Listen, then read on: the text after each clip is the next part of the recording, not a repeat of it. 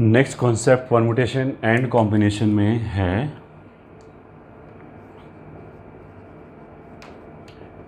Grouping. ठीक है, grouping का मतलब क्या है कि हमारे पास मान लिया 10 डिफरेंट ऑब्जेक्ट्स है और उनको हमने 3 ग्रुप में ब्रेक करना है और ग्रुप का साइज़ फिक्स है कि पहले वाले में 5 ऑब्जेक्ट आनी चाहिए, अगले वाले में 3 ऑब्जेक्ट आनी चाहिए, अगले वाले में 2 ऑब्जेक्ट आना चाहिए। तो वो कितने तरीके से कर सकते हैं ये हमें निकालना है। तो मतलब जो हमने 3 ग्रुप्स बनाए हैं उसमें ऑब्जेक्ट्स का डिफरेंट कॉम्बिनेशंस के corresponding we will have different cases कि वो जो 2 ऑब्जेक्ट है मान लिया O1 O2 हैं, ये जो 3 ऑब्जेक्ट हैं ये मान लिया O3 O4 O5 हैं और जो 5 ऑब्जेक्ट है वो मान लिया O6 से O10 तक है। या ऐसे हो सकते हैं जो 2 ऑब्जेक्ट है उसमें O1 और O5 आ जाए तो एक डिफरेंट कॉम्बिनेशन हो गया, तो इसको अलग से काउंट करेंगे। तो अभी हम यही फॉर्मूला पढ़ेंगे कि कितने तरीके से उसको काउंट कर सकते हैं। तो first point, number of ways in which n different objects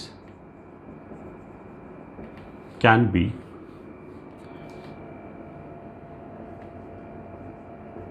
divided into R groups of group size n1 n2 and so on up till nr where no two groups have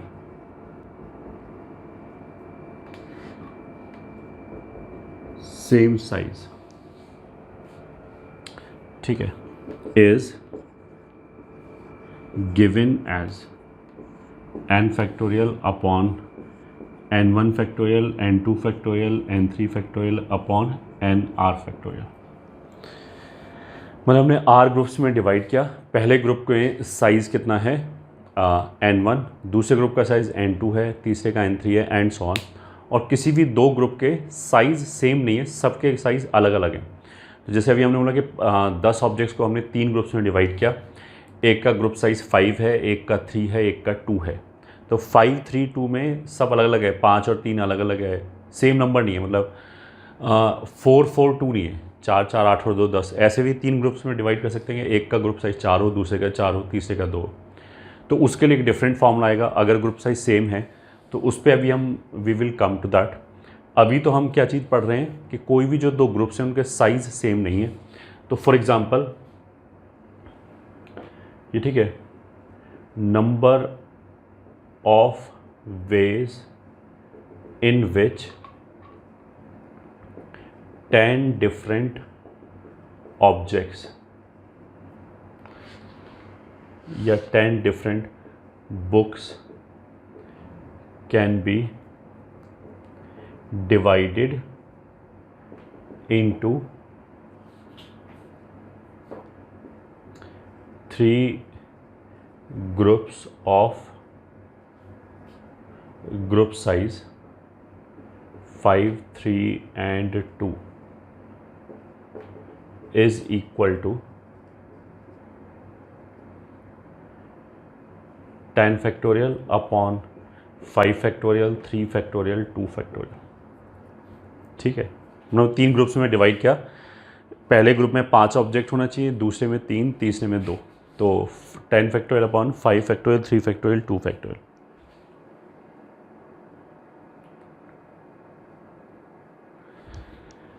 कहने का मतलब क्या है कि जितना भी ग्रुप्स हैं उनके ग्रुप साइज से डिवाइड कर दिया, सिंपली ग्रुप साइज से डिवाइड कर दिया। और मतलब आंसर आ जाएगा। फॉर्मूला कहाँ से आया इसका? देखो, एक प्रूफ तो हम ऐसे दे सकते हैं, दिस इज़ इक्वल्स टू कि हमारे पास n ऑब्जेक्ट्स रखा हुआ है और हमें r ग्रुप्स बनाने। तो पहले ग्रुप में जिसका ग्रुप साइज़ n1 है, कितने तरह के डिफरेंट कॉम्बिनेशंस आ जाएंगे। तो पहला ग्रुप बनाने के लिए हमने क्या किया, n में से n1 ऑब्जेक्ट्स उठा लिया, हमारा ग्रुप 1 बन गया। अब हमारे पास कितना ऑब्जेक्ट बच गया, n-n1, इतना ऑब्जेक्ट बन गया क्योंकि n1 तो जा चुका है पहला ग्रुप बनाने के लिए। n minus n one object में से हमने n2 ऑब्जेक्ट सेलेक्ट किया और दूसरा ग्रुप बना दिया, ग्रुप 2 बन गया। फिर n minus n one minus n2 में से n3 ऑब्जेक्ट सेलेक्ट किया, तीसरा ग्रुप बन गया, एंड सो ऑन। जब बिल्कुल लास्ट वाले ग्रुप पे पहुँचेंगे तो nr ऑब्जेक्ट होगा और उन सब का हमें एक ग्रुप बनाना होगा। तो बिल्कुल लास्ट में जाके तो ये nrc nr ऐसे आ जाएगा।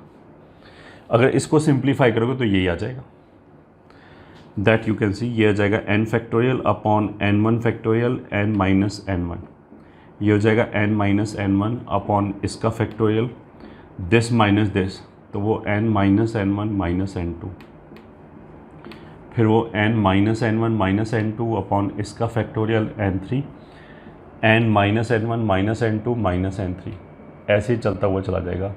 यहाँ पे आ जाएगा nr फैक्टोरियल।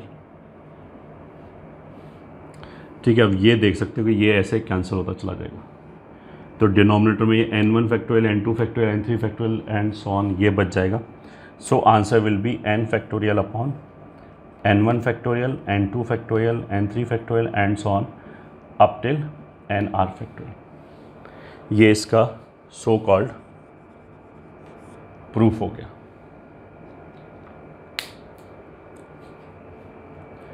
ठीक है,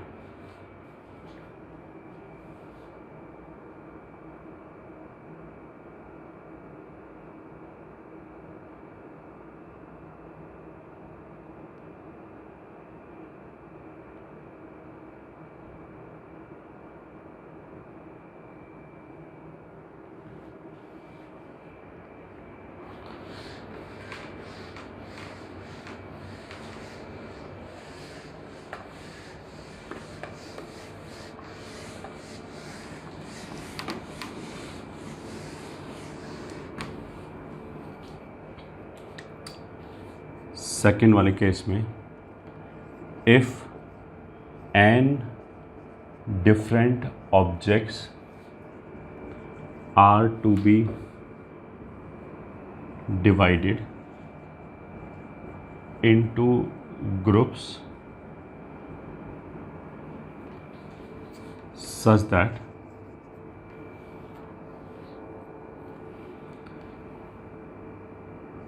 m1 groups has group size n1, m2 groups have group size n2 and so on, mk groups have group size mk, then number of ways is equals to n factorial, n1 factorial raised to power m1, n2 factorial raised to power m2, nk factorial raised to power mk into m1 factorial, m2 factorial, mk factorial।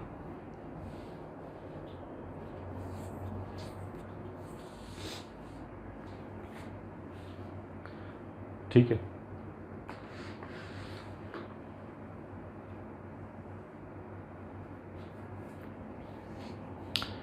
इसका मतलब ये है कि मान लिया अब हमारे पास वही 10 ऑब्जेक्ट को मान लिया 3 ग्रुप्स में डिवाइड करना है और हम बोले इसका ग्रुप साइज़ 3, 3 और 4, इन 2 ग्रुप का साइज़ सेम हो गया। तो जो हमारा पुराने वाला फॉर्मूला था उसके हिसाब से 10 factorial upon 3 factorial 3 factorial 4 factorial ये था फॉर्मूला। अब इसमें क्या है, ये दोनों का ग्रुप साइज़ सेम है तो इसको हमने लिख लिया 3 फैक्टोरियल रेज़्ड टू पावर 2। तो जैसे m1 ग्रुप्स का जो साइज़ है वो सेम है n1, तो इसलिए n1 फैक्टोरियल ग्रुप तो m1 तो इसकी वजह से ही होंगे, फिर n2 ग्रुप साइज़ वाले m2 ग्रुप्स होंगे। तो हर ग्रुप साइज़ से डिवाइड करने का मतलब क्या है कि इसकी वजह से क्या आ जाएगा n1 फैक्टोरियल, फिर दूसरा ग्रुप n1 फैक्टोरियल, फिर n1 फैक्टोरियल, कितनी बार m1 टाइम। तो उसको हम क्लब करके लिख सकते हैं this raised to power m1 लिख दिया। ऐसे this raise to power m2 लिख दिया। तो यहाँ तक का जो फॉर्मूला है वो तो एग्जैक्टली वही है जो पॉइंट 1 में लिखाया गया था। इस फॉर्मूले में एडिशनली क्या आ गया, ये आ गया, जितने ग्रुप्स का साइज सेम है उतने फैक्टोरियल से हमें एडिशनली डिवाइड करना पड़ेगा। ठीक है, तो जैसे यहाँ पे दो ग्रुप का साइज सेम है, 3 फैक्टोरियल 3 फैक्टोरियल, अब वो साइज़ क्या है उससे कोई फ़र्क नहीं पड़ता, एक एडिशनल 2 फैक्टोरियल और आएगा। तो इसको हम ऐसे लिख सकते हैं 10 फैक्टोरियल अपॉन 3 फैक्टोरियल का square into 4 factorial into 2 factorial, ये फॉर्मूला आएगा। ठीक है, तो मान लिया हमारे पास 25 ऑब्जेक्ट हैं, उनको हमने ऐसे ब्रेक किया 2 2 2, ठीक है, 4, ठीक है, फिर 5 5 5, तो ये 6 4 10 और ये कितना हो गया 15 डिफरेंट ऑब्जेक्ट्स है, ये भी डिफरेंट ऑब्जेक्ट्स है। तो एग्ज़ाम्पल 1, ये मान लें एग्ज़ाम्पल 2। तो इसमें फॉर्मूला कितना आ जाएगा 25 फैक्टोरियल अपॉन 2 2 2, तो 2 फैक्टोरियल का क्यूब, फिर 4 फैक्टोरियल, फिर 5 फैक्टोरियल का क्यूब। अब इन तीन ग्रुप के साइज सेम है इसलिए 3 फैक्टोरियल, फिर इन तीन के साइज सेम है तो एक और 3 फैक्टोरियल। इसको हम ऐसे ही बोलते हैं पावर से डिवाइड कर दिया, पावर वाले फैक्टोरियल से डिवाइड कर दिया, क्योंकि 2 फैक्टोरियल रेज़्ड टू पावर 3, अब ये 3 तभी आया होगा जब 2 ग्रुप साइज़ वाले 3 ग्रुप्स होंगे, तो जितने ग्रुप्स के साइज सेम है उनसे डिवाइड कर दिया। इसको हम ऐसे ही बोलते हैं 4 फैक्टोरियल के ऊपर पावर 1 है तो हमने 1 फैक्टोरियल से डिवाइड कर दिया, 1 फैक्टोरियल से डिवाइड करने का कोई फ़र्क पड़ेगा नहीं, तो इसलिए आंसर ऐसे दिखाई देगा। इनफैक्ट हम इसको ऐसे ही बोल सकते हैं कि यही फॉर्मूला है, फर्स्ट वाले फॉर्मूले को भूल गए, फर्स्ट वाला फॉर्मूला यहीं से डिराइव हो जाएगा। फर्स्ट फॉर्मूले में क्या है, बेसिकली किसी भी दो ग्रुप का साइज सेम नहीं है तो ये m1 m2 mk सब 1 1 1 होगा। तो अगर ये 1 1 1 होगा और यहाँ पे भी हम 1 फैक्टोरियल लिख दें तो उसका कोई दिखाई नहीं देगा, दैट विल रिमेन, जो फर्स्ट वाला फॉर्मूला है वो एज इट इज़ आ जाएगा। तो ये फॉर्मूला हम बोल सकते हैं जनरल है, इसके अंदर फर्स्ट अपने आप इंक्लूड हो गया। ठीक है,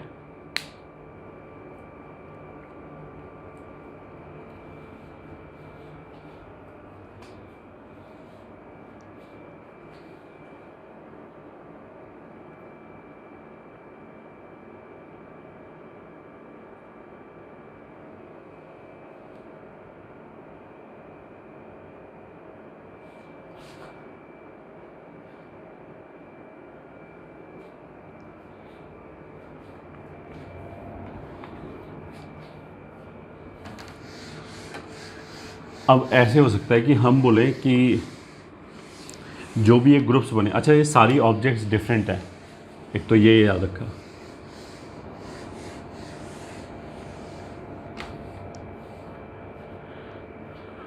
अगर ये जो ग्रुप्स बने, जैसे मान लिया अभी हमने बोला कि जो 10 ऑब्जेक्ट है उनको मान लिया हमने 3 ग्रुप्स में डिवाइड किया, 4 फैक्टोरियल 3 ग्रुप्स में डिवाइड किया जिसका ग्रुप साइज़ 4 4 और 2 है मान लिया। तो ग्रुप में डिवाइड करने का कितना तरीका हो गया, 10 factorial upon 4 factorial 2 factorial, and because फिर 4 और 4 दो ग्रुप का साइज़ सेम है तो एक एडिशनल 2 फैक्टोरियल और आएगा डिनोमिनेटर में।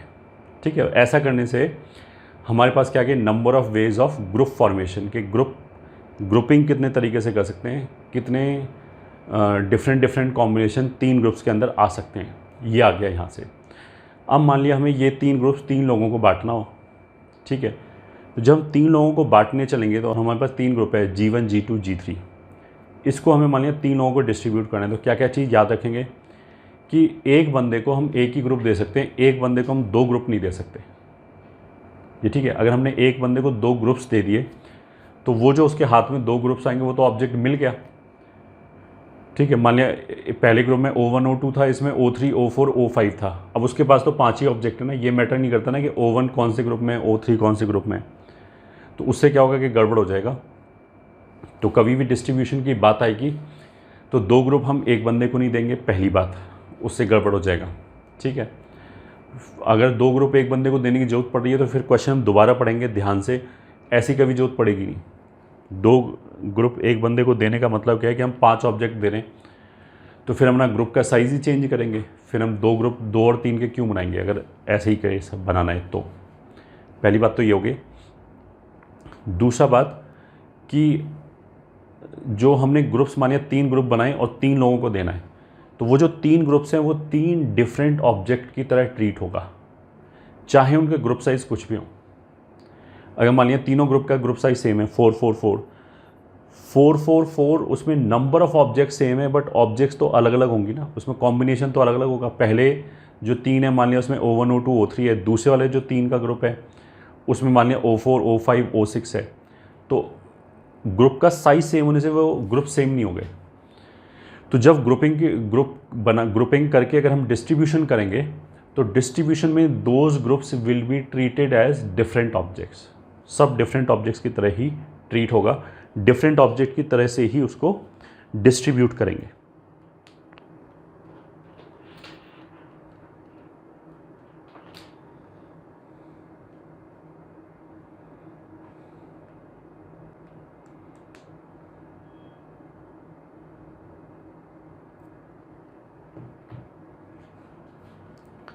ठीक है, अब इसी को लिख लिया।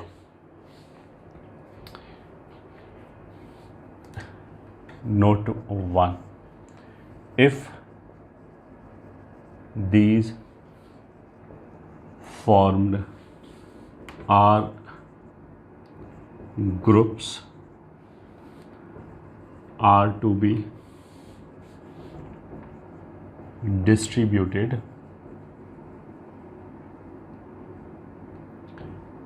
among our persons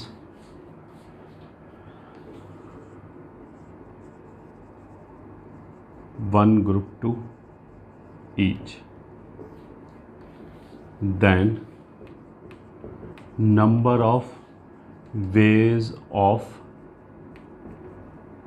distribution is equals to R factorial.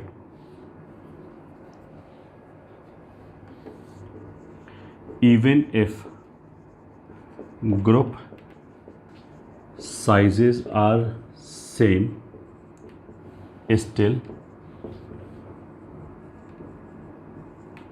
they will be treated as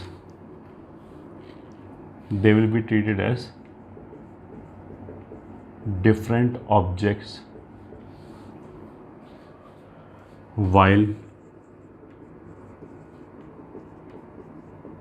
distributing as objects in groups will be different. Objects in groups will be different. Note 2, if groups are formed and then distributed, then we will not give two groups to one person.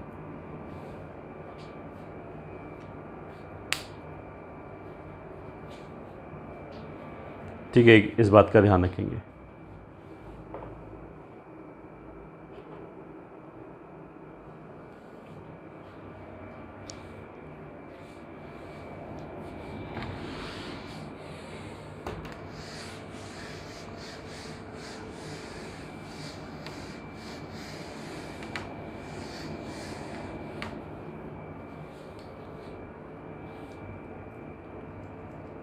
Question 1, let 10 different books are to be distributed among 3 persons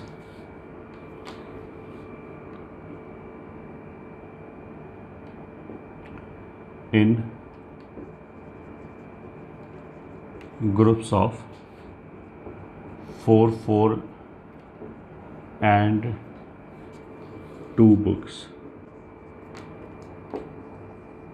then find number of ways.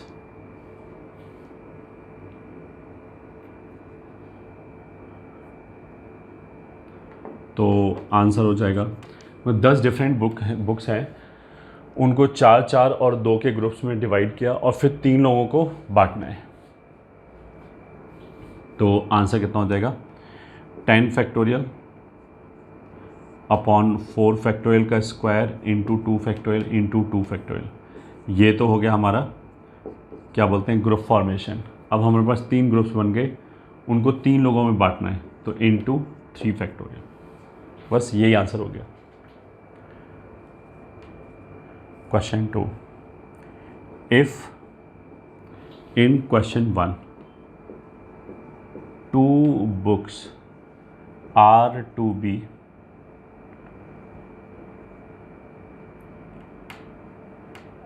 be given to the youngest one, then find number of ways।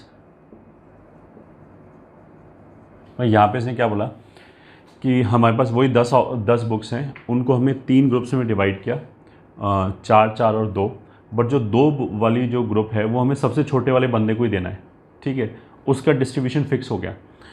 तो अब कितने veg आ जाएंगे, तो इसमें देखो group तो ऐसे ही form करेंगे, ग्रुप बनाने में तो किसको क्या मिल रहा है उससे कोई मतलब नहीं है। तो 4 फैक्टोरियल का स्क्वायर 2 फैक्टोरियल 2 फैक्टोरियल। ये जो 2 फैक्टोरियल आया वो किसकी वजह से आया, क्योंकि 2 ग्रुप साइज़ है एक ग्रुप का। ये 2 फैक्टोरियल क्यों आया, क्योंकि 2 ग्रुप का साइज सेम है 4 4। अच्छा, बस यहाँ पे डिस्ट्रीब्यूशन में क्या होगा, पहले वाले ब्रैकेट से क्या हो गया, हमारे पास 3 ग्रुप्स आ गए। अब हमें ये 3 ग्रुप 3 लोगों को देना है, बट जो डिस्ट्रीब्यूशन है उसमें हमने कंडीशन इम्पोज कर दिया कि एक पर्टिकुलर ग्रुप जो है वो सबसे छोटे वाले को ही मिलेगा। तो वो जो 2 वाला ग्रुप है वो हमने सबसे छोटे वाले को दे दिया, एक ही तरीका है उसको देने का। अब बाकी ये जो 4 4 वाले जो 2 ग्रुप हैं वो हम बाकी 2 बंदों को कैसे भी दे सकते हैं, तो उसका तरीका हो गया ये 2 फैक्टोरियल, इसलिए ऐसे आएगा।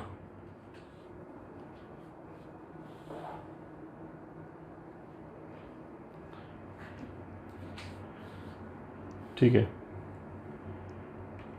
Question 3, find number of ways of distributing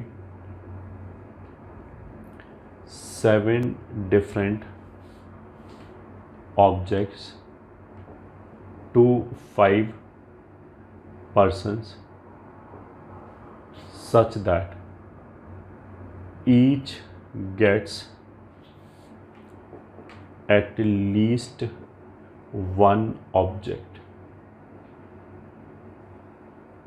इसका आंसर 7 डिफरेंट ऑब्जेक्ट्स हैं जो हमें 5 लोगों में बांटना है और everyone should get at least 1 object. ये ठीक है, ये हम पहले भी कर चुके हैं। अगर ऑब्जेक्ट डिफरेंट हैं तो हम ऐसे नहीं कर सकते। मैं फिर याद दिला दूं कि हम पहले सबको एक एक ऑब्जेक्ट दे दें और फिर उसके बाद बची हुई ऑब्जेक्ट को कैसे भी डिस्ट्रीब्यूट कर दें, तो हम ऐसे नहीं कर सकते। मतलब रॉन्ग आंसर क्या है कि पहले हम बोलेंगे सबको एक एक ऑब्जेक्ट दे दें, तो कौन सी ऑब्जेक्ट, तो हमने 7 में से 5 ऑब्जेक्ट सेलेक्ट किया और 5 लोगों में 5 फैक्टोरियल तरीके से डिस्ट्रीब्यूट कर दिया। तो उसके बाद हमारे पास 2 ऑब्जेक्ट बच गया। पहला ऑब्जेक्ट उठाया, उसको डिस्ट्रीब्यूट करने का 5 तरीका, क्योंकि उन 5 लोगों में से किसी भी एक को दे दी। फिर दूसरा ऑब्जेक्ट उठाया, उसको डिस्ट्रीब्यूट करने का 5 तरीका। तो 5 square, this is a wrong answer. ये एक्चुअल आंसर से ज़्यादा आएगा। ठीक है, क्यों? क्योंकि इसमें क्या होगा कि जब पहले वाले राउंड में जब ऑब्जेक्ट बटा एंड जो दूसरे राउंड में ऑब्जेक्ट बटा, उन दोनों के बीच में ऑर्डर आ जाएगा। मतलब पहले एक बंदे को एक पर्टिकुलर ऑब्जेक्ट O1 मिला और दूसरे राउंड में उसको O2 मिला, या पहले राउंड में O2 मिला दूसरे राउंड में O1 मिला, वो डिफरेंट केस की तरह काउंट हो जाएगा। और इसको डायरेक्टली डी परम्यूट भी नहीं कर सकते कि वो जो एक्स्ट्रा केसेस है उसको हटा भी नहीं पाएंगे डायरेक्टली। ठीक है, इसलिए तो इस तरह के क्वेश्चन को करने के लिए एक तो हमने डिस्ट्रीब्यूशन में फॉर्मूला बताया था, काफ़ी बड़ा सा फॉर्मूला था ये ठीक है। तो आंसर एक तो हम ऐसे कर सकते हैं कि 5 लोगों में 7 डिफरेंट ऑब्जेक्ट बांटना है, तो एक जो हमने r⁻n - ये वाला जो फॉर्मूला बताया था बड़ा सा, वो लगा सकते हैं। जैसे कि हमने 5⁻7 minus 5c1 into 4⁻7 plus 5c2 into 3⁻7 minus 5c3 into 2⁻7 plus 5c4 into 1⁻7। एक तो ऐसे कर सकते हैं, या फिर ये ठीक है। ये फॉर्मूला कहाँ से आया, इसका एक्सप्लेनेशन आगे देंगे अभी हम, ठीक है। इंक्लूजन एक्सक्लूजन प्रिंसिपल आएगा एक टॉपिक, उसमें ये पढ़ाया जाएगा कि ये कहाँ से फॉर्मूला लिखते हैं, हम कैसे लिखते हैं। दूसरा तरीका आप ग्रुपिंग से भी कर सकते हैं, बिकॉज जो नंबर ऑफ ऑब्जेक्ट्स हैं 7 एंड जो नंबर ऑफ पर्सनस है 5, वो जो नंबर है वो आसपास ही है, 5 एंड 7 में ज़्यादा डिफरेंस नहीं है। तो उससे क्या होगा कि ऑब्जेक्ट्स कम बचेगा, एक्स्ट्रा ऑब्जेक्ट कम बचेगा। तो उसके उन एक्स्ट्रा ऑब्जेक्ट को जब हम वापस डिस्ट्रीब्यूट करेंगे तो बहुत कम केसेस बनेंगे। तो इस वाले केस में तो क्या होगा कि 2 ऑब्जेक्ट एक्स्ट्रा बचेगा। अब वो दोनों या तो एक ही को दे दो या फिर एक एक करके दे दो। तो केवल 2 केस बनेगा कि पहले केस में तो हम एक बंदे को 3 दे दें और बाकी चारों को एक एक दे दें, या फिर ठीक है, या फिर क्या होगा कि एक बंदे को 2, एक बंदे को 2 और बाकी 3 को ऐसे। तो 2 ही केस बन पाएगा, इसलिए ग्रुपिंग से भी हो जाएगा। अगर हम नंबर ऑफ पर्सन्स 5 कर दें एंड नंबर ऑफ ऑब्जेक्ट्स 10 कर दें तो यू कैन विजुअलाइज के बहुत ज़्यादा केसेस बन जाएंगे, ये ठीक है। देन इट विल बिकम क्या बोलते हैं, नॉन प्रैक्टिकल, इम्प्रैक्टिकल ऐसे करने से। तो IIT JEE में बेसिकली जो क्वेश्चन आएगा दे विल मेक श्योर कि वो ऐसे भी हो जाए और ऐसे अगर हो जाए तो ठीक है। इसमें तो हम कितना ही बड़ा ऑब्जेक्ट ले सकते हैं, इस फॉर्मूले को तो लिख ही सकते हैं, ठीक है। बट IIT में जो भी क्वेश्चन आता है उसमें यूजली आसपास ही आता है, ठीक है, कि हमें ये फॉर्मूला अगर ना यूज़ करना चाहें तो मत करो, सीधा यहाँ से भी आंसर बता सकते हैं।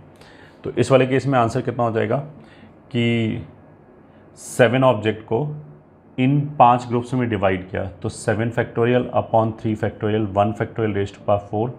अब 1 2 3 4 ग्रुप का साइज सेम है तो 4 फैक्टोरियल, ये ठीक है। ऐसा करने से तो अभी केवल ग्रुप्स बने हैं, हमारे पास 5 ग्रुप्स आए हैं। इन 5 ग्रुप्स को 5 लोगों में बांटना है, तो एक एडिशनल 5 फैक्टोरियल। ये ग्रुप फॉर्मेशन हो गया और ये डिस्ट्रीब्यूशन हो गया। और का मतलब क्या है, plus.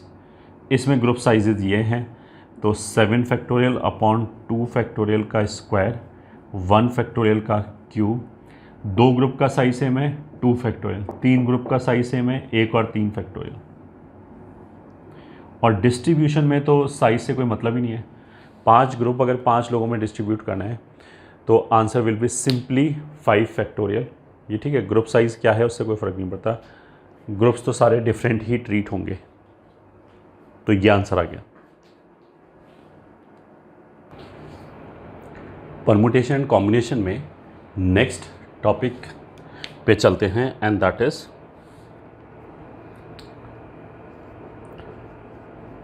Circular permutation.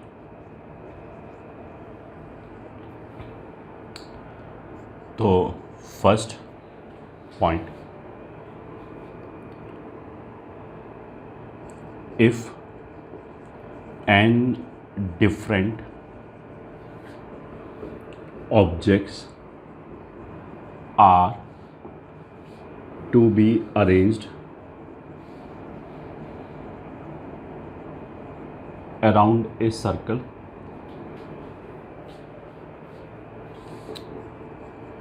then number of ways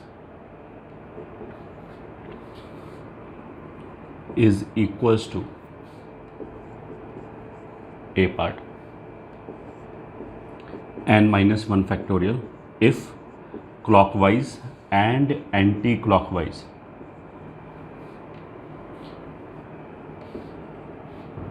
can be distinguished। मतलब अगर हम क्लॉकवाइज और एंटी क्लॉकवाइज को अलग अलग अगर पहचान सकते हैं तो आंसर आ जाएगा n-1 का फैक्टोरियल बी पार्ट। n-1 का factorial whole divided by 2 if clockwise and anti clockwise can not be distinguished. मतलब क्लॉकवाइज और एंटी क्लॉकवाइज को अगर हम पहचान नहीं सकते, सबसे सिंपल एग्जांपल क्या है इसका कि हमारे पास एक नेकलेस है और उसके अंदर मान लिया बीड्स पड़े हुए हैं ABCD, ये ठीक है। अगर हमने उसको ऐसे पलट दें तो क्लॉकवाइज अगर दिखाई दे रहा है ABCD, तो इसको ऐसे पलटने से ABCD एंटी क्लॉकवाइज आ जाएगा। तो जैसे नेकलेस जैसी चीज़ को पलटना पॉसिबल है, तो उसमें ABCD क्लॉकवाइज में है, विदाउट कुछ भी चेंज किए जस्ट फ्लिप करने से वही एंटी क्लॉकवाइज में आ जाएगा। तो इन दोनों को हम अलग अलग नहीं पहचान सकते। हम ये बोल सकते हैं ये जो अरेंजमेंट है ये क्लॉकवाइज है एंड ये अरेंजमेंट एंटी क्लॉकवाइज है, बिकॉज विदाउट कुछ किए क्लॉकवाइज को एंटी क्लॉकवाइज बनाया जा सकता है। अब मान लीजिए अगर 5 लोग बैठे हुए हैं एक टेबल के ऊपर, तो उनको थोड़ा हम फ्लिप कर सकते हैं, ठीक है। तो उसमें तो क्लॉकवाइज अलग चीज़ होगा और एंटी क्लॉकवाइज अलग चीज़ होगा। तो अगर 5 लोग बैठे हुए हैं तो ये फॉर्मूला आ जाएगा n-1 का फैक्टोरियल, एक फैक्टोरियल कम। और अगर मान लीजिए जैसे कुछ भी फ्लिपेबल है जिसको हम फ्लिप कर पाएँ, तो ये वाला फॉर्मूला हो जाएगा। अच्छा, जो अरेंजमेंट है सर्किल में, अगर उसमें every place is a unique place, ठीक है, इसको हम ऐसे बोलते हैं if seats are numbered then it will be treated as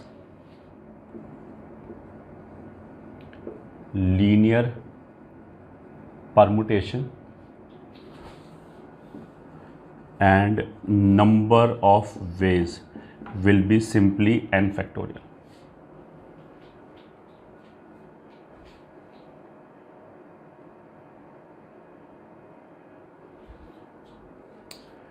ठीक है। तो ये n-1 फैक्टोरियल हो कैसे क्या, उसको समझते हैं।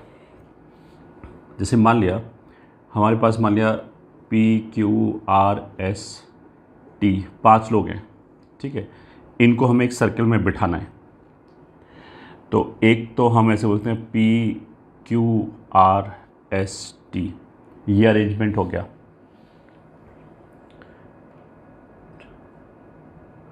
ठीक है, एक ये हो सकता है P यहाँ पे आ जाए, Q यहाँ पे आ जाए, R यहाँ पे आ जाए, S यहाँ पे आ जाए, T यहाँ पे आ जाए। ठीक, कुछ भी नहीं, इसको हमने एक एक आगे शिफ्ट कर दिया। तो P इधर आ गया, Q इधर आ गया, R आगे आ गया, S यहाँ पे आ गया। ठीक है, मतलब ये जो टेबल है ये तो वैसे मान सकते हो ऐसे ही फील्ड में पड़ा हुआ है और पांचों लोग उनके एक एक तरफ बैठे हुए हैं। 5 लोग मतलब उसके टेबल के अराउंड बैठे हुए हैं। तो एक तरीका तो हम ऐसे बोल सकते हैं कि मान लिया हमने यहाँ सीट को नंबर कर लिया कि ये 1 नंबर की सीट है, ये 2, 3, 4, 5, ये ठीक है। सीट्स के ऊपर ही नंबर डाल दिया, ठीक है। जहाँ पे भी बैठे हुए चेयर पे मान लिया हमने नंबर डाल दिया। तो फिर तो क्या होगा कि 5 जगह हैं, 1, 2, 3, 4, 5, और वहाँ पे 5 लोगों को बिठा रखा है। तो अगर नंबर्ड सीट है, नंबर्ड सीट का मतलब क्या है कि P जो है वो सीट नंबर 1 पे बैठेगा या 2 पे बैठेगा, ये अलग अलग अगर बात है तो this will be simple linear permutation and answer कितना आ जाएगा, ये, ठीक है, n फैक्टोरियल। अब इसमें ये भी हो सकता है कि जैसे ये वाली जो सीट है वो स्पेशल सीट हो जाए, बड़ी सीट हो जाए, बॉस की सीट हो जाए, या फिर जिसे बोलते हैं ना कि डायरेक्टर की सीट हो जाए, बाकी ये छोटी छोटी सीट्स हो जाएं, ऐसे भी हो सकता है। ठीक है, अगर मान लिया हम एक सीट को बड़ा कर दें और बाकी सब छोटा कर दें, तो फिर भी इनके बीच में हम डिस्टिंग्विश कर सकते हैं, अलग अलग पहचान सकते हैं। फिर तो ये लीनियर परमुटेशन की तरह हो जाएगा ऐसे करके। बट अगर हम मान लिया हमने ऐसे बोला कि गार्डन में एक टेबल पड़ा हुआ है, उसके अराउंड 5 लोग बैठे हुए हैं, तो उन 5 चेयर में ए कहाँ पे बैठा है इससे कोई फ़र्क नहीं पड़ता। ए के ऊपर क्या फ़र्क पड़ता है कि उसके अराउंड जो बाकी 4 लोग बैठे हुए वो कैसे बैठे हुए हैं। ठीक है, तो अगर हम PQRS ऐसे ही बैठे हुए हैं, या फिर PQRS ऐसे बैठे हुए हैं, या फिर एक स्टेप आगे और कर दिया, P इधर आ गया, QRST, तो अगर P देखे इन तीनों में तो उसको तो सेम चीज़ दिखाई देगी कि उसके राइट हैंड पे T है, यहाँ पे भी P के राइट हैंड पे T है, लेफ्ट हैंड पे Q है, और सामने R और S ऐसे करके बैठे हुए। तो अगर हम इसको एक एक ऐसे करके पूरी 5 जगह पे घुमा लाएं, P को, तो P के पॉइंट ऑफ व्यू से जो बैठने का अरेंजमेंट है वो सेम ही है, ये ठीक है। उसके मतलब T राइट हैंड साइड पे, Q लेफ्ट हैंड साइड पे, Q से अगला R है और T से अगला S है। इन तीनों में यही अरेंजमेंट है। फिर एक आगे और कर दें, यही अरेंजमेंट है। उसका मतलब क्या है कि P इन 5 में से 5 जगह अगर एक एक ऐसे करके घुमा घुमा के हम बिठा रहे हैं तो पांचों उसके लिए एक जैसा है, ठीक है, क्योंकि उसके अराउंड रिलेटिव अरेंजमेंट एक जैसा है। सीट जो है वो सारी एक जैसी हैं, तो मतलब वो सीट नंबर 1 पे बैठा है या 2 पे बैठा है, इस बात का फ़र्क नहीं पड़ता। और अगर हम इसको लीनियर परमुटेशन ट्रीट करते तो n फैक्टोरियल होता, बट हमने बोला कि ये P यहाँ से चालू करे या यहाँ से चालू करे या यहाँ से चालू करे या यहाँ से चालू करे या फिर यहाँ से चालू करे, एक ही बात है।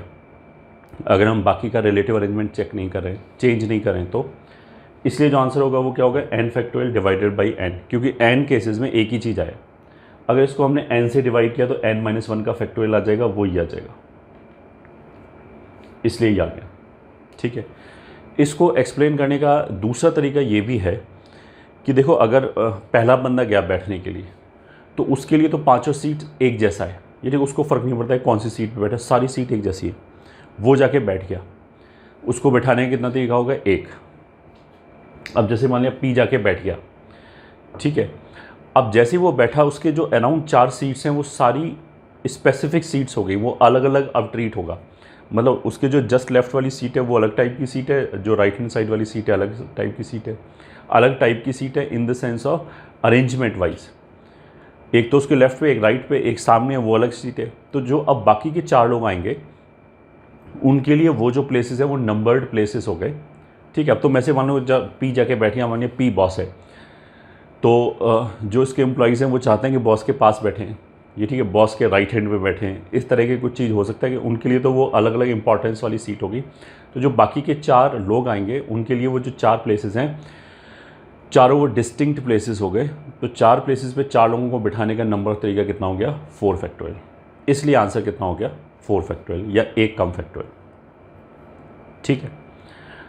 अब इसमें कुछ बच्चों के दिमाग में आएगा पहले हमने P बिठा दिया फिर Q बिठा दिया। ऐसा नहीं कर सकते कि पहले वाले बंदे को सेलेक्ट नहीं करेंगे, क्योंकि बैठना तो अल्टीमेटली सभी को है। पहले जाके कौन बैठा है उसका फ़र्क ही नहीं पड़ता। अल्टीमेटली जब हम लास्ट में सारे परमुटेशन देखेंगे तो हमें ये थोड़ा पता लगेगा पहले कौन बैठा बाद में कौन बैठा। तो पहले तो P को हमने बिठा दिया ऐसी आर्बिट्रेरी में, Q को भी बिठा सकते हो, एक ही बात है। ये तो हो गया एक्सप्लेनेशन वाला पार्ट। अब एक्सप्लेनेशन शुरू में ना बच्चों को बहुत डिफ़िकल्ट होता है हजम करना, तो कोई बात नहीं, हम ऐसे ही बता देते हैं। मतलब काम करने के लिए क्या करेंगे, जब भी वो बोले कि सर्किल में 10 डिस्टिंक्ट चीज़ों को अरेंज करना है, तो बस हमने केवल एक बार ये सोच के देखा उसको पलट सकते हैं या नहीं पलट सकते। अगर उसको पलटना पॉसिबल है, ठीक है, तब तो 10 में से 1 कम किया, 9 फैक्टोरियल, और उसको फिर एक फर्दर 2 से डिवाइड करेंगे। अगर उसको पलटना पॉसिबल नहीं है तो केवल 9 फैक्टोरियल, तो बस 9 फैक्टोरियल आंसर हो गया। अगर फ्लिप करना पॉसिबल है तो 9 फैक्टोरियल अपॉन 2 आंसर हो गया, ठीक है।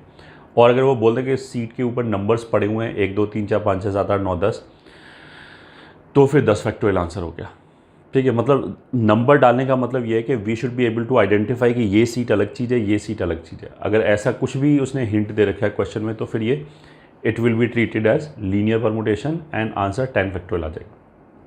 ये हमारा सीधा सीधा क्वेश्चन करने का तरीका हो गया।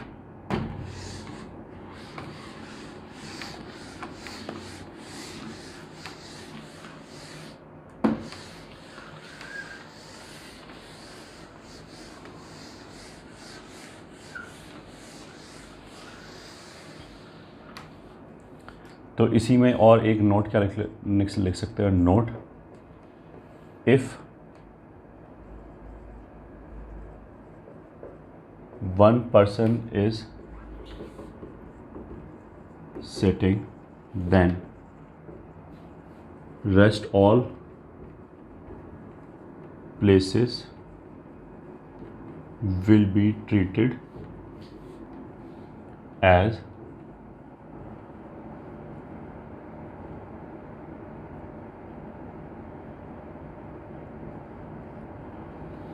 numbered places. ठीक है, मतलब अगर कोई एक बंदा बैठा हुआ है, उसके अराउंड मान लिया और 10 लोगों को बैठाएं, तो वो 10 सीट्स जो हैं वो नंबर्ड प्लेस की तरह, मतलब लीनियर परमुटेशन की तरह काउंट होगा। ठीक है, एक और note, in circular permutation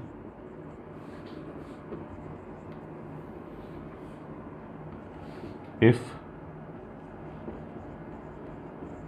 n persons are sitting, then there will be n gaps। ठीक है, लीनियर परमुटेशन में तो क्या होता है कि अगर n लोग बैठे हुए हैं तो एक ज़्यादा गैप आता है, n+1 गैप आता है। यहाँ पे ऐसे नहीं, सर्कुलर परमुटेशन में अगर n लोग बैठे हुए, जैसे मान लिया 3 लोग बैठे हुए हैं, तो उनके बीच में 3 ही गैप आएगा, क्योंकि जैसे लीनियर परमुटेशन ये हो गया, इसको हमने रोटेट करके ऐसे सर्कल बना दिया, तो जो सबसे पहला गैप है और जो सबसे आखिरी गैप है वो एक ही जगह मर्ज हो गया, ये ठीक है। या फिर सिंपली ऐसे देखो, 3 लोग बैठे हो तो 1 2 3 3 ही गैप आएंगे, तो एक इस बात का ध्यान रखेंगे। ठीक है, अब क्वेश्चन कर लेते हैं। Question 1, let 20 different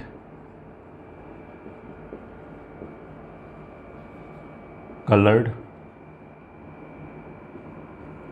beads are given, then find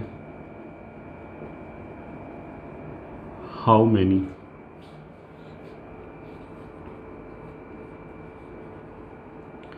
different necklace can be formed using exactly 7 of them। ठीक है, 20 डिफरेंट कलर के हमारे पास बीड्स हैं। ठीक है, और उनसे हमें क्या करना है, उनमें से 7 को यूज़ करके नेकलेस बनाना है। ठीक है, तो पहले तो कौन से 7, तो 20C7। फिर उनको 7 को एक सर्कल में रखने का अरेंजमेंट कितना हो जाएगा, 1 कम फैक्टोरियल 6 फैक्टोरियल, और नेकलेस को तो वी कैन फ्लिप, तो इसलिए बाई 2 और आएगा।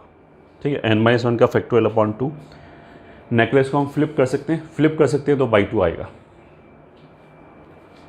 ठीक है, ये हो गया क्वेश्चन नंबर 2।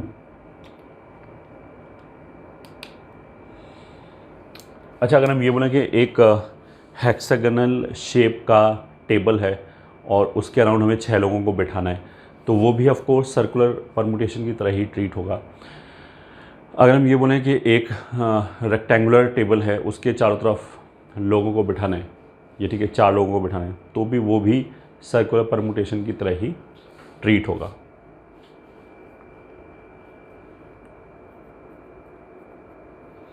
तो क्वेश्चन नंबर 2 क्या है, late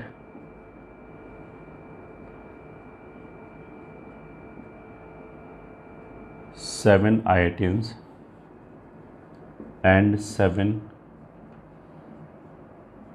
NITians are to be seated around a circle, then are to be seated around a circle, then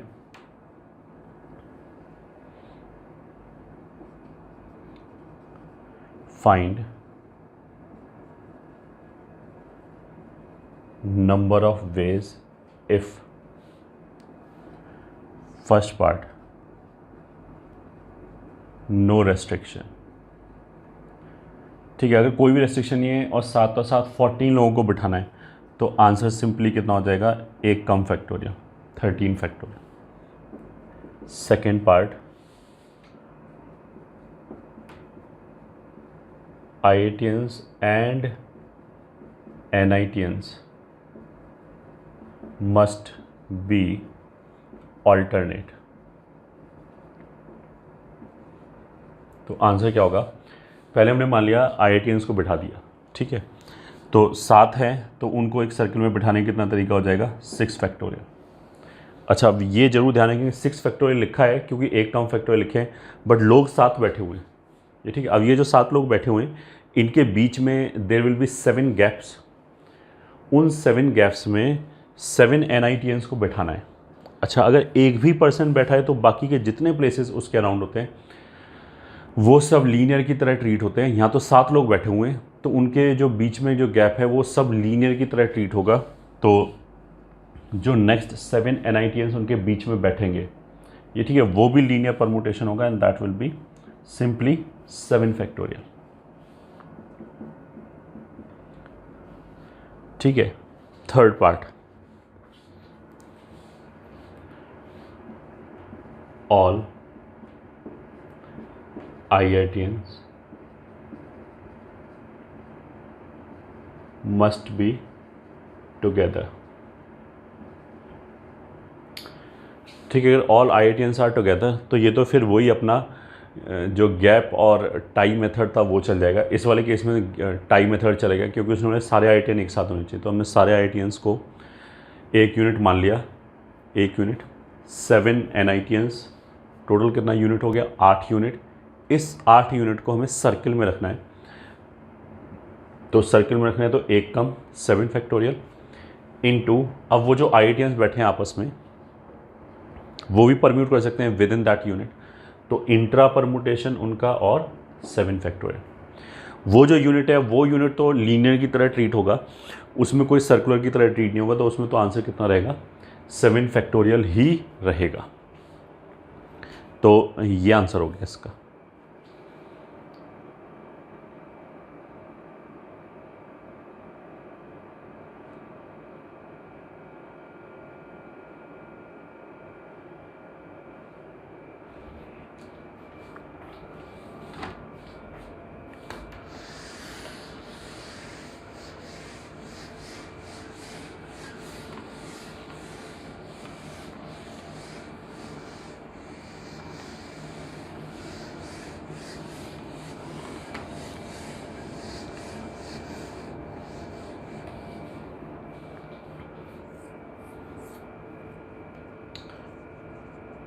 Question number 3. Let 4 Indians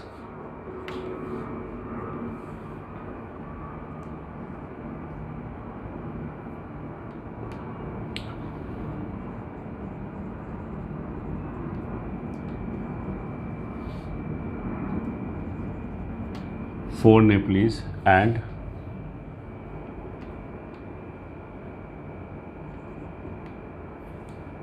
two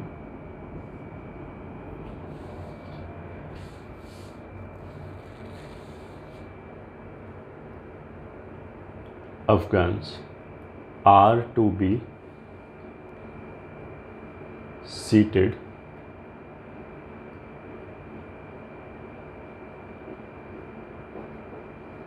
around a circle.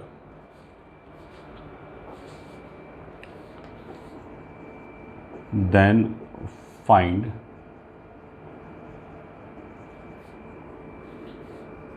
number of ways if first part no restriction, तो answer कितना हो जाएगा, 4 और 4 8 और 2 10 लोगों को एक साथ बिठाना है, कोई भी रेस्ट्रिक्शन नहीं है, तो 9 factorial. Second, all Nepalese must be together। ठीक है, तो अगर सारे नेपालीज एक साथ होने चाहिए तो इसको हमने एक यूनिट मान लिया, तो एक यूनिट 4 6 और एक ये 7 यूनिट्स हो गया। पहले इनको एक सर्किल में रखा तो 7 यूनिट है तो 6 फैक्टोरियल, और उसके बाद इस यूनिट के अंदर इंट्रा परमुटेशन कितना आएगा, इंटू 4 फैक्टोरियल। तो इसलिए आंसर कितना हो जाएगा, 6 factorial into 4 factorial. Third, no 2 Indians must be together. Answer. अब समझ कोई भी 2 इंडियन एक साथ नहीं होने चाहिए, तो उसका मतलब क्या है कि नो टू बोलते ही क्या हो जाएगा, गैप मेथड लगेगा। ठीक है, तो हमने क्या किया, इंडियंस को पहले साइड में किया, बाकी लोगों को बिठाया, तो बाकी 4 + 2 कितने लोग हो गए, 6, उनको एक सर्कल में बिठाया, तो 5 फैक्टोरियल। अब ये देखो 5 फैक्टोरियल है, बट लोग कितने बैठे हुए हैं, 6, इस बात का ध्यान रखेंगे। 5 फैक्टोरियल लिखने से बहुत सारे बच्चे क्या करेंगे, उनके दिमाग में क्या जाएगा कि 5 लोग बैठे हुए हैं, लोग 6 बैठे हुए हैं। अब उन 6 में से ये ठीक है, अगर 6 लोग बैठे हुए हैं तो कितने गैप्स क्रिएट होंगे उनके बीच में, 6 ही गैप क्रिएट होंगे। तो उन 6 में से हमने क्या किया, 4 गैप सेलेक्ट किया और वहाँ पे इंडियंस को बिठा दिया, वो 4 फैक्टोरियल। एक भी बंदा बैठ गया तो सारे जो प्लेसेस होंगे वो स्पेशल प्लेसेस होंगे, तो अगर 6 लोग बैठे हुए हैं ऑलरेडी, तो उनके बीच में जो 6 गैप्स हैं उसमें से हमने 4 सेलेक्ट किया, तो वो जो चारों गैप है वो स्पेसिफिक जगह हो गई, तो लीनियर परमुटेशन की तरह ट्रीट होगा, तो इसलिए 64 × 4 फैक्टोरियल। ठीक है, फोर्थ हो गया persons of same nationality are together. मतलब चारों इंडियन एक साथ हैं, चारों नेपालीज एक साथ हैं और 2 अफगान्स जो हैं वो एक साथ हैं। तो इसको हमने एक यूनिट मान लिया, दूसरा यूनिट मान लिया, तीसरा यूनिट मान लिया। ठीक है, तो पहले तो इन 3 यूनिट्स का इंटर परमुटेशन, तो इन 3 यूनिट्स का इंटर परमुटेशन कितने तरीके से हो जाएगा, 2 फैक्टोरियल। फिर इन 4 इंडियंस के अंदर परमुटेशन 4 फैक्टोरियल, 4 फैक्टोरियल, 2 फैक्टोरियल। ये तो हो गया कि 3 यूनिट हमारे पास आ गए, क्योंकि 3 नेशनैलिटीज़ हैं, तो उनको एक सर्किल में अरेंज करने का नंबर ऑफ तरीका तो ये हो गया। और फिर उसके बाद तीनों यूनिट्स के अंदर इंट्रा परमुटेशन, वो ये हो गया 4 फैक्टोरियल, 4 फैक्टोरियल। ठीक है,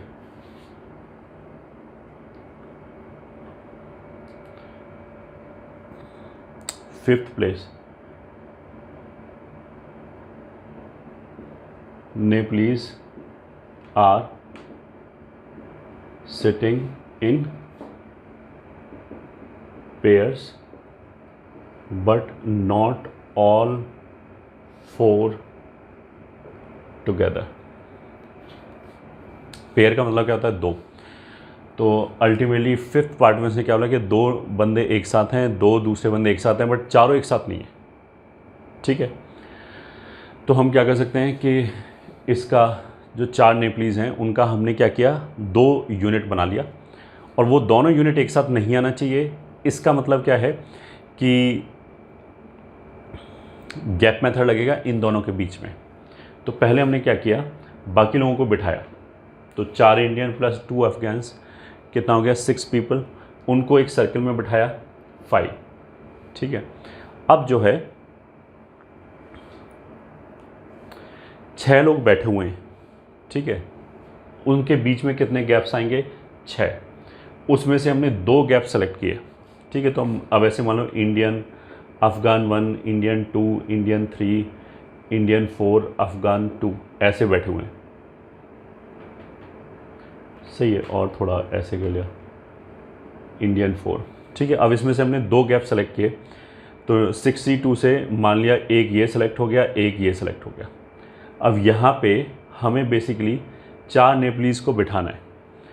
तो देखो, एक तो हम ऐसे कर सकते हैं कि 4 को पहले हम 2 ग्रुप में डिवाइड करें, फिर उन ग्रुप्स को यहाँ पे रखें और फिर इसके अंदर इंट्रा परमुटेशन करें। दूसरा हम क्या बोल सकते हैं कि ये जो 4 प्लेसेस हैं, ये चारों प्लेसेस यूनिक हैं, 1 2 3 4, ये 4 नंबर्ड सीट्स हैं। तो इन चारों को हम एक लीनियर परमुटेशन की तरह ट्रीट कर सकते हैं। तो इन 4 जगह पे 4 लोगों को बिठाने का तरीका कितना हो जाएगा, सिंपली 4 फैक्टोरियल। तो 2 अपने आप यहाँ आ जाएंगे, 2 अपने आप यहाँ आ जाएंगे। ठीक है, ये 4 फैक्टोरियल और कैसे ला सकते हैं, दूसरा तरीका क्या है कि हम पहले ग्रुप में डिवाइड कर लें। ये ठीक है, कैसे, 4 फैक्टोरियल अपॉन 2 फैक्टोरियल 2 फैक्टोरियल, एक ग्रुप दूसरा ग्रुप, ठीक है, अपॉन 2 फैक्टोरियल। ये 2 फैक्टोरियल क्यों आया? क्योंकि दोनों ग्रुप का साइज सेम है, ठीक है। अब ऐसा करने से हमारे पास दो ग्रुप आ गए, G1 G2। G1 के अंदर हो सकता है कि नेपली 1 और नेपली 2 हैं, और इसके अंदर थर्ड एंड फोर्थ पर्सन है, ये ठीक है। या उल्टा हो सकता है 1/3 इधर हो गया, 2/4 इधर हो गया। तो जितने भी कॉम्बिनेशन है वो यहाँ पे ग्रुप्स बन गए। अब इन दो ग्रुप्स को दो जगह पे रखना है, तो ऐसे भी रख सकते हैं, ऐसे भी रख सकते हैं, तो इसलिए इंटू 2 फैक्टोरियल। उसके बाद एक ग्रुप जब यहाँ पे रखा गया तो उसके अंदर जो दो पर्सन हैं वो ऐसे भी बैठ सकते हैं, उल्टे भी बैठ सकते हैं, तो उसके अंदर परमुटेशन, फिर इसके अंदर परमुटेशन, ये तो ये कैंसिल हो गया, तो वापस 4 फैक्टोरियल आ गया। वो एक ही बात है, चाहे ग्रुपिंग करके करो चाहे डायरेक्टली ऐसे ही करो, सही है। ये हो गया, और एक पार्ट और देख लिया, 6th।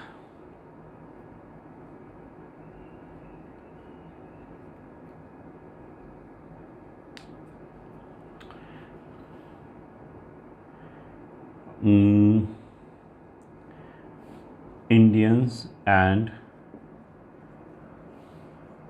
Nepalese are alternate, ये ठीक है।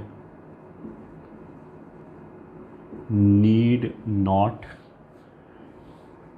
to be adjacent, मतलब जो सर्कल के अराउंड बैठे हुए हैं उसमें इंडियन एंड नेपलीज ऑल्टरनेट होने चाहिए। मतलब पहले एक इंडियन मिला, फिर हम आगे चले तो दूसरा इंडियन नहीं मिलना चाहिए, उससे पहले हमें एक नेपली मिलना चाहिए, ठीक है।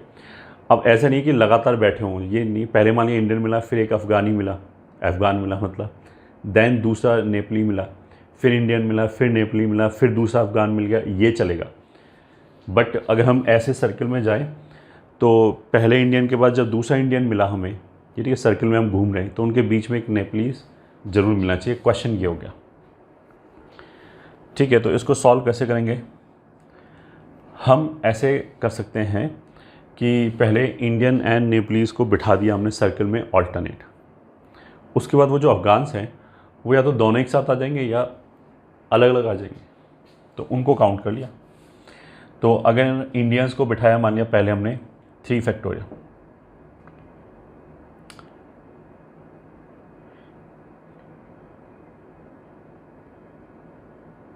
हाँ, उसके बाद हमने नेपलीज़ को बिठाया, तो इंडियंस बैठे हुए हैं तो मतलब 4 लोग बैठे हुए हैं, तो उसमें 4 गैप क्रिएट होंगे, तो उसमें 4 नेपलीज़ को बिठाया, 4 factorial.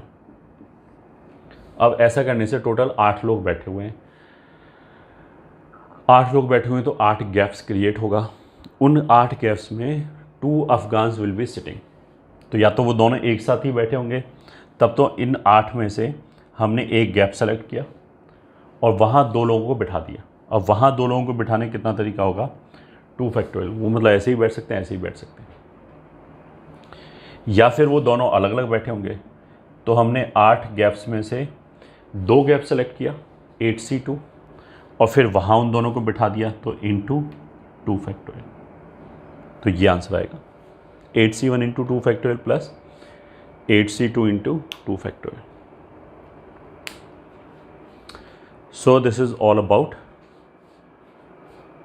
circular permutations.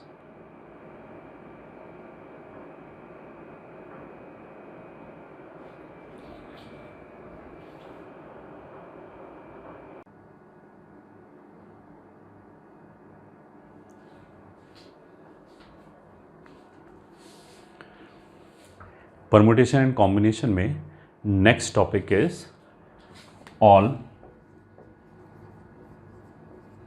possible selection। All possible selection का मतलब क्या है कि पहले तो हमारे पास क्या था कि हमने n डिफरेंट ऑब्जेक्ट्स दिया, उसमें से r को सेलेक्ट करना है, इस तरह की चीज़ें बताया। फिर n आइडेंटिकल ऑब्जेक्ट्स में से r को सेलेक्ट करना है, इस तरह की चीज़ बताया। ऑल पॉसिबल सिलेक्शन का मतलब क्या है कि कितने भी सेलेक्ट कर लो। तो उस पे आते हैं। First, if n different objects are given, then number of ways in which we can select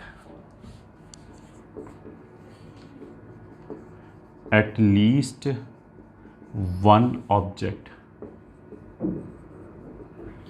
will be equals to, मतलब हमारे पास n और डिफरेंट ऑब्जेक्ट्स दे रखा है और उसमें से हमें कम से कम एक ऑब्जेक्ट सेलेक्ट करनी है।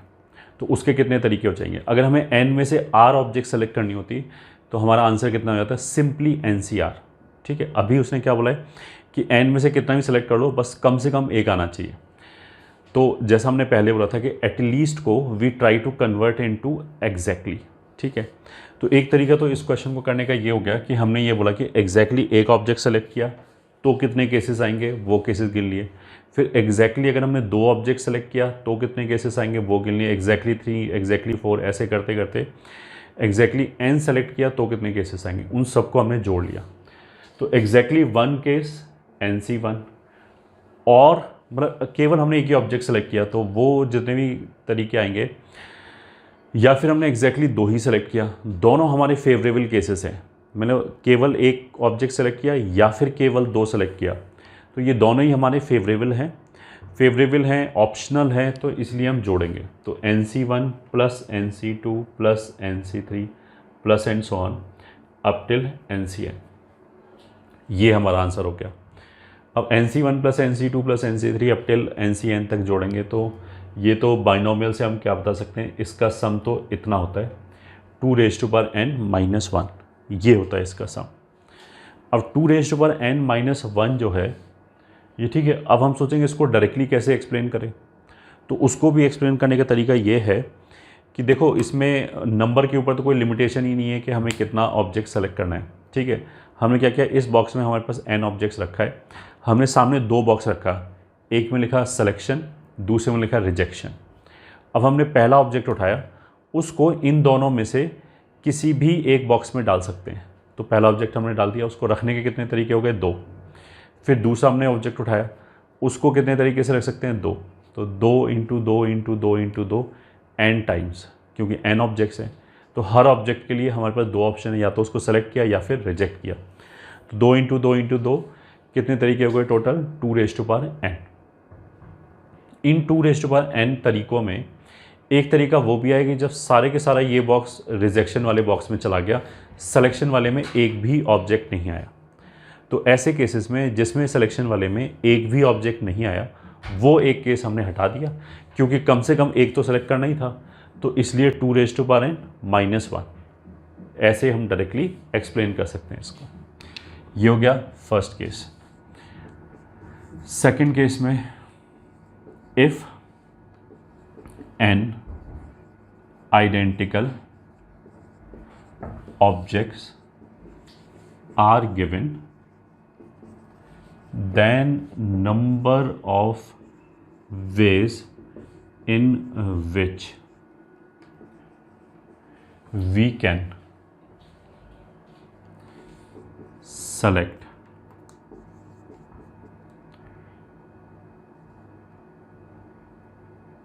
और पहले इसमें ये लिख लिया at least one object is equals to. तो इस वाले केस में हमारे पास n आइडेंटिकल ऑब्जेक्ट्स हो गया डिफरेंट की बजाय। ठीक है, बाकी सब कुछ सेम है कि n में से हमें नंबर उठाना है, n में से हमें कुछ ऑब्जेक्ट उठाना है। कितनी ऑब्जेक्ट उठाना है? बस कम से कम एक उठाना चाहिए, एक उठाना है, कितनी भी उठा लो। तो देखो इस वाले केस में और प्रीवियस वाले केस में, मतलब फर्स्ट पार्ट में क्या अंतर है? फर्स्ट पार्ट में ये भी मैटर करेगा कि कौन सा ऑब्जेक्ट उठा एंड कितना ऑब्जेक्ट उठा। मान लिया फर्स्ट पार्ट में हमने दो ऑब्जेक्ट उठाया तो वो O1 O2 आया, ये एक केस हो गया। O2 O3 आया, वही अगर हमने दो सेलेक्ट किया और वो O2 O3 आया, ये एक दूसरा केस हो गया। O1 O5 आ गया, ये एक तीसरा केस हो गया। तो ऊपर फर्स्ट वाले पार्ट में इट विल मैटर कि कौन कौन सा ऑब्जेक्ट आया एंड कितने ऑब्जेक्ट आए। सेकेंड वाले पार्ट में when objects are identical then it will not matter कि कौन कौन सा ऑब्जेक्ट आए, क्योंकि सारे ऑब्जेक्ट एक जैसे। तो इसमें तो केवल नंबर मैटर करेगा कि कितने आए हैं। ठीक है, कितने आए हैं तो हमारे पास ऑप्शन क्या है? मिनिमम 1 आना चाहिए, मैक्सिमम n आना चाहिए। तो हाउ मैनी के पास ऑप्शन कितना है? n, या तो 1 या 2 या 3 या 4। तो आंसर सिंपली कितना हो गया? n। ठीक है। अगर हम इसको इसकी तर्ज पे या इसकी लाइन पे करना चाहें तो हमने यहाँ पे क्या किया था कि एटलीस्ट को एग्जैक्टली में कन्वर्ट किया, वो हम यहाँ पे भी कर सकते थे कि अगर हमारे पास n आइडेंटिकल ऑब्जेक्ट्स हैं और उसमें से हमें कम से कम एक ऑब्जेक्ट सेलेक्ट करना है तो एटलीस्ट को हमने एग्जैक्टली में कन्वर्ट किया, मतलब एग्जैक्टली एक ऑब्जेक्ट सेलेक्ट किया। n आइडेंटिकल ऑब्जेक्ट्स में से एग्जैक्टली एक ऑब्जेक्ट सेलेक्ट किया, कितना तरीका होगा 1। फिर अब हमने बोला और मतलब प्लस, एग्जैक्टली दो ऑब्जेक्ट सेलेक्ट किया, कितना तरीका हो गया फिर 1। तीन ऑब्जेक्ट सेलेक्ट किया फिर 1, क्योंकि इसमें अगर हमने तीन ऑब्जेक्ट सेलेक्ट किया तो कोई भी ये नहीं पूछेगा कौन सा तीन, सारी ऑब्जेक्ट एक जैसी हैं। बस what they will ask is कि कितना ऑब्जेक्ट सेलेक्ट किया, ठीक है। तो 1 + 1 + 1, हर टर्म के करस्पॉन्डिंग 1 1 ऑप्शन आ जाएगा। ये टोटल n टर्म्स हैं, तो आंसर कितना आ जाएगा n। तो ये हमारा हो गया आंसर। अब इसके बेसिस पे एक क्वेश्चन कर लेते हैं। Question, let 4 boxes are given in box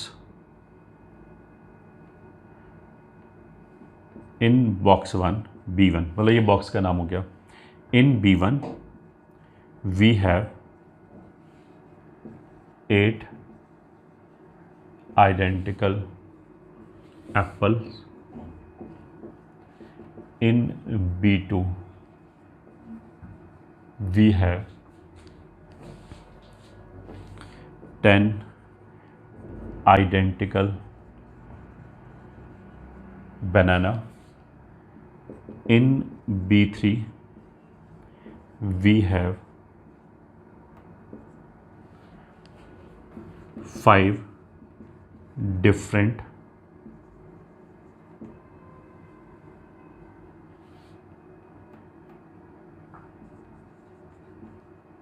cherries.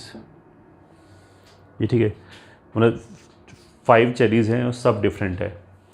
And in box 4 we have 8 10 5 and मान लिया 7 different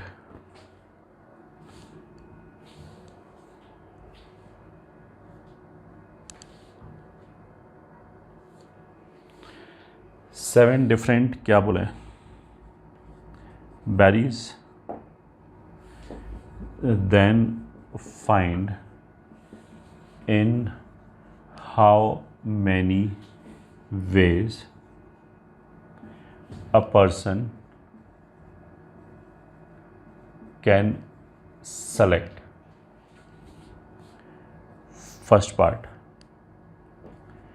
at least one fruit. First part ये हो गया, एटलीस्ट 1 फ्रूट। मतलब जो 4 बॉक्सेस हैं, चारों से मिला के कम से कम उसको एक फ्रूट सेलेक्ट करना है।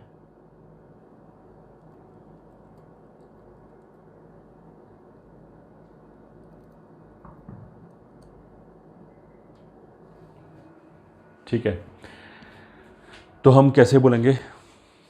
फर्स्ट बॉक्स के अंदर 8 आइडेंटिकल एप्पल्स हैं, ठीक है। तो पहले बॉक्स से हम कितने एप्पल्स उठा सकते हैं? कितने भी उठा सकते हैं, 0 भी उठा सकते हैं, ये ठीक है, क्योंकि उसने तो क्या बोला है कि चारों बॉक्सेस से मिला के हमें कम से कम एक फ्रूट उठाना है। पहले बॉक्स से, दूसरे बॉक्स से, तीसरे बॉक्स से मानिए एक भी फ्रूट नहीं उठा, 4th बॉक्स से एक फ्रूट उठ गया तो चलेगा, ठीक है। तो इसका आंसर कितना हो जाएगा? पहले बॉक्स से एप्पल निकालने का नंबर ऑफ वेज कितना हो जाएगा? 9। क्यों? क्योंकि 0 से लेके 8 तक ऑप्शन है, आइडेंटिकल हैं तो केवल नंबर मैटर करता है कि पहले बॉक्स से हमने कितने एप्पल उठाए, कौन सा एप्पल उठाया ये क्वेश्चन नहीं है। तो कितने के लिए हमारे पास कितना ऑप्शन है? 0 से लेके 8 तक, तो 9 ऑप्शन है।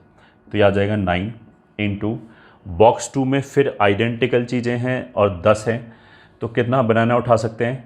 11, 0 से लेके 10 तक। थर्ड बॉक्स में 5 डिफरेंट है, डिफरेंट ऑब्जेक्ट्स हैं, तो अगर डिफरेंट ऑब्जेक्ट्स हैं एंड एटलीस्ट 1 है तो ये होता, इसमें एटलीस्ट 1 है ही नहीं, मतलब थर्ड बॉक्स से हम कुछ भी ना उठाएं तो चलेगा, तो ये 1 नहीं आएगा, केवल 2n आएगा।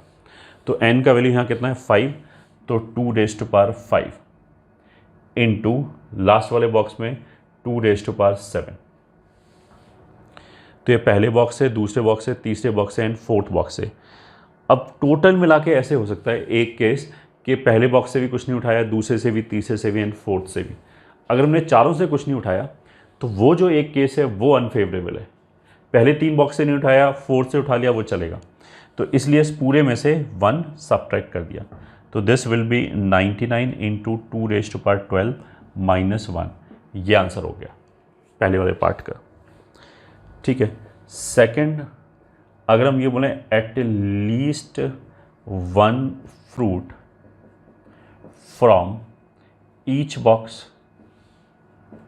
अगर हम बोलेंगे हर बॉक्स से कम एक फ्रूट उठाना है, तो फिर अब जीरो सिलेक्शन पॉसिबल नहीं है, जीरो सिलेक्शन फेवरेबल नहीं है, हर बॉक्स से हमें कुछ उठाना पड़ेगा। तो पहले वाले बॉक्स से वो आइडेंटिकल ऑब्जेक्ट्स हैं, ये ठीक है, आइडेंटिकल एप्पल्स हैं, तो कितना ऑप्शन हो गया, 0 से लेके 8 की बजाय अब 1 से लेके 8 तक आएगा। तो 1 से लेके 8 तक कितना ऑप्शन हो गया 8।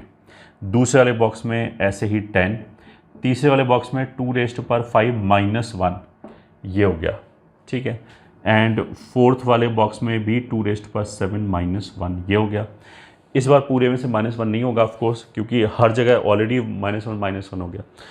तो सेकंड वाले केस में क्या होगा कि कम से कम 4 फ्रूट्स उठेंगे। ठीक है, third part, at least 1 cherry is selected.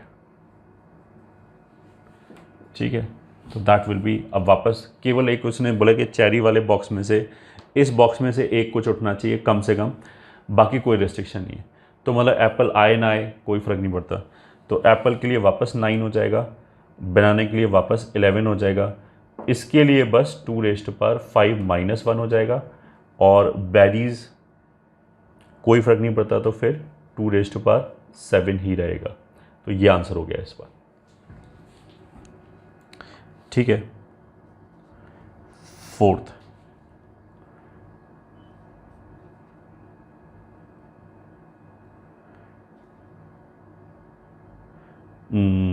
Fourth हो गया सेलेक्टिंग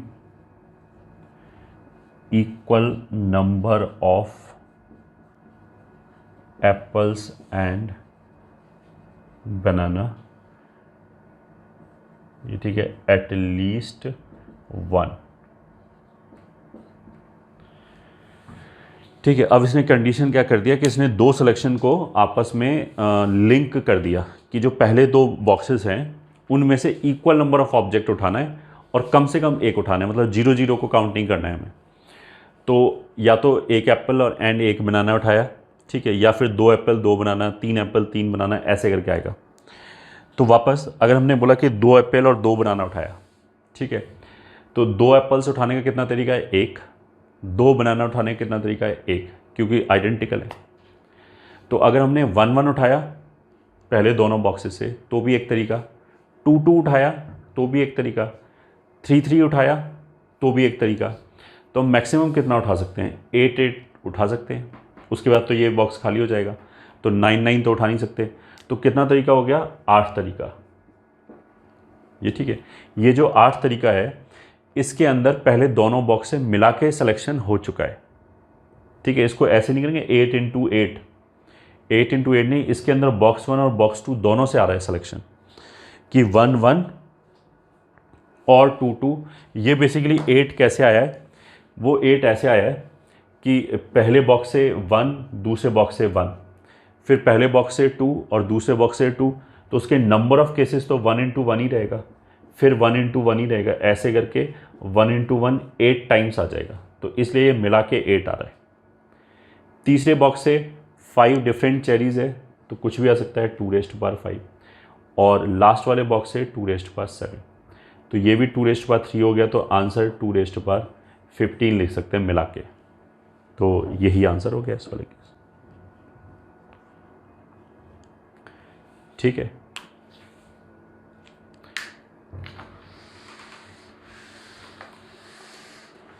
अगर हम इसको करते हैं कि इक्वल फिफ्थ पार्ट में selecting equal number of fruits eight least one from each of box 2 and box 3। ठीक है, अब हमने क्या किया, second box and third box से इक्वल नंबर ऑफ ऑब्जेक्ट्स उठाना है। ठीक है, और कम से कम एक एक उठाना है। तो पहले बॉक्स से कितना उठा सकते हैं, 9, 0 से लेके 8 तक, इसमें तो कोई रेस्ट्रिक्शन नहीं, कितना भी उठाओ। अब दूसरे बॉक्स से इसी की तरह, मतलब बॉक्स 2 एंड बॉक्स 3 से या तो हमने उठाया 1 1 या 2 2 या 3 3 या 4 4 या 5 5, बस उसके बाद 5 से ज़्यादा चेरी अवेलेबल ही नहीं है। तो अगर हमने 1 1 उठाया तो बॉक्स 2 से एक बनाना उठाने का नंबर तरीका एक, क्योंकि सब आइडेंटिकल है। बॉक्स 3 से एक चेरी उठाने का नंबर ऑफ तरीका इज बेसिकली 5C1। ठीक है, 5 तो डिफरेंट चेरी है, तो उसमें तो ये मैटर करेगा कौन सा उठाया। और 2 2, तो और का मतलब क्या है, प्लस 2 2 के लिए बॉक्स 2 से एक बनाना उठाने का नंबर ऑफ तरीका तो 1 ही रहेगा, बट चेरी उठाने का नंबर तरीका 5C2 plus 1 into 5C3 plus 1 into 5C4 plus 1 into 5C5, ये हो जाएगा। तो पहले बॉक्स से तो ये हो गया। बॉक्स 2 और बॉक्स 3 से मिला के जो नंबर ऑफ तरीके आएंगे वो यही आएगा, 1 into 5C1 plus 1 into 5C2 plus and so on 1 into 5C5, यही आएगा। इंटू लास्ट वाले बॉक्स से 2⁻7, सो दिस इज 9 इंटू ये हो जाएगा 2⁵ माइनस 1 इंटू 2⁻7, इतना आंसर आता है। ये बॉक्स 1 है, ये बॉक्स 2 एंड 3 दोनों का एक साथ ये आंसर है, एंड ये बॉक्स 4 के लिए आंसर। ठीक है, sixth part, selecting equal number of fruits at least one from each of B3 and B4। मतलब जो लास्ट के जो 2 बॉक्सेस हैं इनसे सेम उठाया। तो अब तक तो आंसर समझ में आ जाना चाहिए कि कैसे करेंगे। पहले वाले से 9, क्योंकि पहले वाले से 0 उठा सकते हैं। दूसरे वाले से 11, अगर 10 ऑब्जेक्ट है तो 0 से 11 उठा सकते हैं। थर्ड एंड फोर्थ का भी एक साथ आएगा, तो थर्ड एंड फोर्थ से 1 1, तो वो आ जाएगा 5C1 एंड कितना था 7, 7C1, 2 2, 5C2, 7C2, 5C3, 7C3, 5C4, 7C4 and last में 5C5, 7C5, ये हो गया।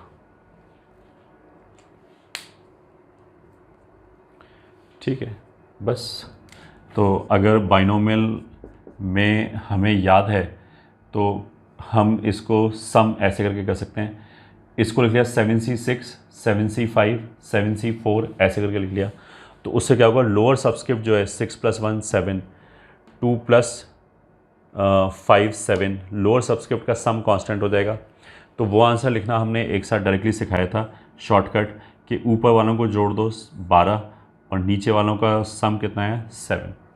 फिर हमने ये देख लिया इसमें से कोई टर्म मिसिंग तो नहीं है, तो 5C5 के आगे तो कुछ आ ही नहीं सकता, बट 5C1 से पहले 0 0 आ सकता था, तो वो एक केस घटा दिया, तो ये आंसर हो जाएगा। ये सम कहाँ से आ रहा है, बाइनोमियल में पढ़ा रखा है हमने, वहाँ से आ रहा है। तो this will be the net answer.